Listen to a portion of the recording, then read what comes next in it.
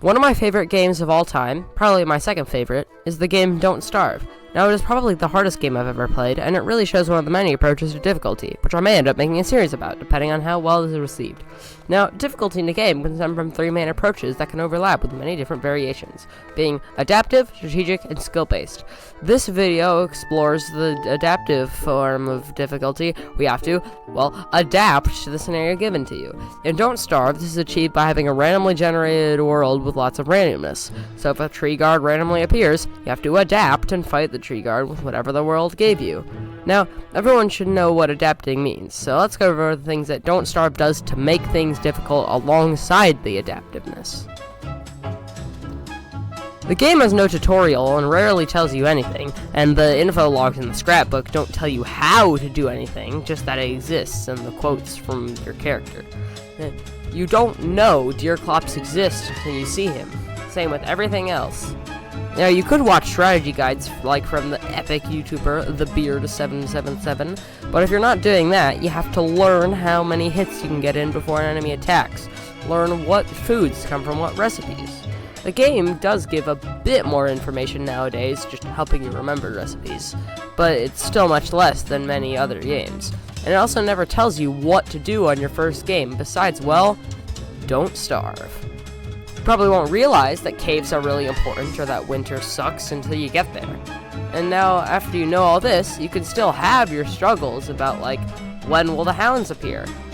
Will I die tonight? Funny story, earlier this week, I was doing a Don't Starve level, thinking that Deerclops spawned on day 35, and, I freaking died, and also I think I said Don't Starve level. Yeah, I was not prepared for Deerclops to spawn on day 30, and so even though I knew he existed, I still got freaked out. But you also have to worry about the single most important thing that will change winter from impossible to really, really hard. Where are the beefalo? The very first goal you should ever seek out, even before basing, is finding beefalo. You need to base in an area that has room for resources, isn't in any immediate danger, isn't too close to a cave, and has easy access to a beefalo. You need beefalo, and when you have your base set up to get yourself a beefalo or winter hat. If you don't have either of those, you're stuck with earmuffs. And there are the koalefant vests, but you won't have room for a backpack unless you're gonna be using some beards, in which case, yeah, you don't need that. Weber's beard and a fully heated thermal stone can stave off the winter cold. And there's also notably some inconsistency in other areas, like finding Mac tusks. It took me until day 30 to find and kill a Mac tusk, but unfortunately I died that night because, I don't know, Deerclops, it would have been Deerclops, but it wasn't. I didn't even survive to the night, and I died to a hound wave. And if I had survived that, I definitely would have died to Deerclops. Clockworks are also pretty inconsistent, unless you're ruins rushing, in which case you basically have a million gears. And they're sometimes difficult to locate early because they spawn in entirely random set pieces and are only guaranteed to spawn, as I said, in the ruins. But I'm not good enough to do the ruins yet. And the main difficulty that comes from this reliance is that if you can't find a key item, you're gonna have a very hard time. Now, that leads us into the next leg of the human. Wait, what? Sorry.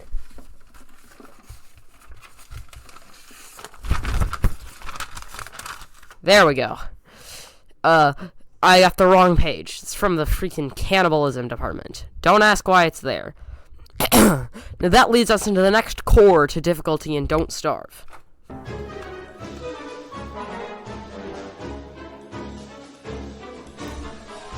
No, it's not really just summer, but just the first year of the game. In autumn, you need to get beefalo, as mentioned before, clockworks for ice boxes, and flingos for summer. You really have to stave off everything in the game with little to no experience. Then you can't really tackle any raid bosses on your first time playthrough, except maybe Eye of Terror, but I don't really know if that counts as a raid boss, because it's quite easy, even though I haven't beaten it, but I suck at this game. Now, it's due to this, you will have some notable items like the Bee Queen crown not there. And every season, the first year, essentially builds directly to the next, except winter to spring and summer to autumn. It's just, you basically spend autumn and spring preparing for winter and summer, which are a pain.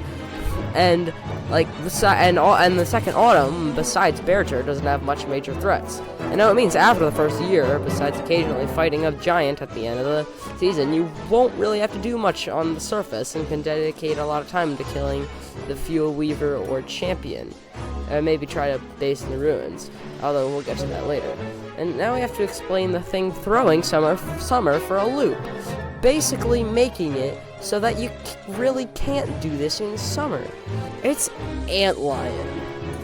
Antlion is the bane of existence, because you have to find a lake at some point in your first year, then fish at the lake for an uncertain amount of time to get a blueprint for some goggles that allow you to see in the desert, then go find a weird thing and give it some trinkets or a thermal stone. But if you do a really specific thing, it will get angry, and you can get a blueprint for a thing that allows you to teleport, but only if you have friends alongside some rocks. And the first year can be brutal, as oftentimes you might make it to far enough to spring, only to realize, oh wait, I'm screwed, having not found the ruins or a large amount of years in time for summer. Now, of course, you could always watch Orange's incredibly serious video on ruins rushing to desperately cheer yourself off after losing a world to a bunch of spelunkies. Or now you could just take a break. The most important thing to keep in mind is that for every single time you die to a Houndwave, Insanity, or heck, even Starvation in the namesake of the game that is like the least difficult part of it, it's like you're still learning something important. And there's also always going to be something to do. Killing that giant, deciding you want to do a raid boss, and there's so much optional stuff, and while at times the game can feel bloated, as the devs are going into optional late game threats, so not everything will necessarily be available at all times. However, certain things, like the Nightmare Werepig, are available technically, visible from the start, and can intrigue you into wondering about the late game. The late game of Don't Starve is actually insane. Basically, you have two options. Either go down to the ruins in order to attain lots of very powerful items and also a key that will be used later to go up and transport some marble things to a set piece, but they're extremely heavy, so you need to tame a Vivaloaf, and then once you have all of them set up, you have to wait for an extremely specific night in order to kill some shadow dudes, and then go back to the caves and get some fossils and either jump an extremely moist pit from a tentacle, or just cheese it and teleport to a weird area where you can use items to kill an unfair boss and give a magical piece of rock to the thing that kills you in the darkness and the fabric of reality when the cave starts splitting. You could also kill a giant crab and also, salvage himself on an island that is actually a piece of the moon, which is actually one of the gods known as Them, while also going on a special forest cave that has a really weird ruin with a puzzle to get a thing that helps you find another altar to create a weird disturbance that makes it always a full moon, as well as weird storms to appear as you create some stuff for a scientist and kill the moon, and also causing the entire fabric reality to start splitting, but the second time. There's always one difficult thing to do at any stage of the game, unless you're insane and did it all. And, it's just genuinely, it will basically means that you always have something to do. That is the core to Don't Starve.